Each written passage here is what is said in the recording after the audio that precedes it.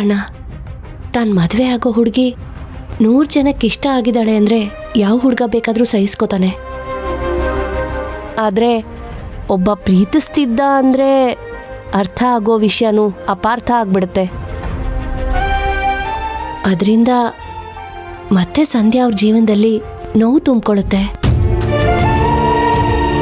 ಈಗಾಗಲೇ ಒಂದ್ಸತಿ ನಮ್ಮಿಂದ ಅವ್ರಿಗೆ ನೋವಾಗಿರೋದೇ ಸಾಕು, ಮತ್ತೆ ನಮ್ಮಿಂದ ಅವ್ರಿಗೆ ನೋವು ಕೊಡಬೇಕಾ? ಅದಕ್ಕೆ ಹೇಳೋದು ಬೇಡ ಅಂತ ಹೇಳ್ದೆ. ನೀನು ಹೇಳ್ತಿರೋದು ಸರಿನೇ. ಸರಿ. ಜ್ಯೋತಿ, ಅಲ್ಲ ಕಣೆ, ಹುಟ್ಟದಬ್ಬ ಬೆಳಿಗ್ಗೆನೆ ರೆಡಿಯಾಗು ಅಂದ್ರೆ ಆಗ್ಲಿಲ್ಲ. ಈಗ ರೆಡಿಯಾಗಿದೆಯಲ್ಲೇ, ಎಷ್ಟು ಮುದ್ದ ಕಾಣ್ತಿದ್ಯಾ ನೋಡು. ಅದು ದ್ರೋಣ ಅಣ್ಣ ಬರಕ್ ಹೇಳಿದ್ರು, ಅಲ್ಲಿಗೆ ಹೋಗ್ತಾ ಇದ್ದೀನಿ. ಆಶೀರ್ವಾದ ಮಾಡು. ಆಯ್ತಮ್ಮ, ಒಳ್ಳೇದಾಗ್ಲಿ. ಜ್ಯೋತಿ, ನಿಮ್ಮಪ್ಪನ ಕಾಲಿಗೆ ಬಿದ್ದು ಆಶೀರ್ವಾದ ತಕ್ಕಳೆ.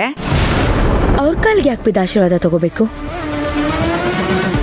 ಅಯ್ಯೋ, ನಿನ್ನ ಅಮ್ಮನ ಕಾಲಿಗೆ ಬಿದ್ದು ಆಶೀರ್ವಾದ ತಕ್ಕಂಡ್ಮೇಲೆ ಅಪ್ಪನ ಕಾಲ್ಗೂ ಬೀಳ್ಬೇಕು ತಾನೆ. ಅಮ್ಮ, ನೀನಾದ್ರೆ ನನ್ ಮನ್ಸಲ್ಲಿ ಏನಿದ್ಯೋ ಅದನ್ನ ನೆರವೇರ್ಲಿ ಅಂತ ಆಶೀರ್ವಾದ ಮಾಡ್ತೀಯ. ಆದ್ರೆ ಅವ್ರಾದ್ರೆ ಅವ್ರ ಮನ್ಸಲ್ಲಿ ಏನಿದ್ಯೋ ಅದನ್ನ ನೆರವೇರ್ಲಿ ಅಂತ ಆಶೀರ್ವಾದ ಮಾಡ್ತಾರೆ. ನನ್ಗವ್ರ ಆಶೀರ್ವಾದ ಬೇಡ. ನನಗೆ ನನ್ ಬೆನ್ ತಟ್ಟೋರು ಮಾತ್ರ ಮುಖ್ಯ, ಬೆನ್ನಿಗೆ ಚೂರಿ ಹಾಕೋರಲ್ಲ.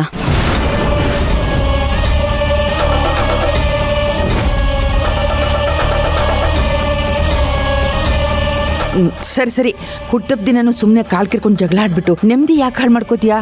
ಇವತ್ತಾದ್ರೂ ಆರಾಮಾಗಿರು, ಹೋಗ್ಬಿಟ್ ಬಾ.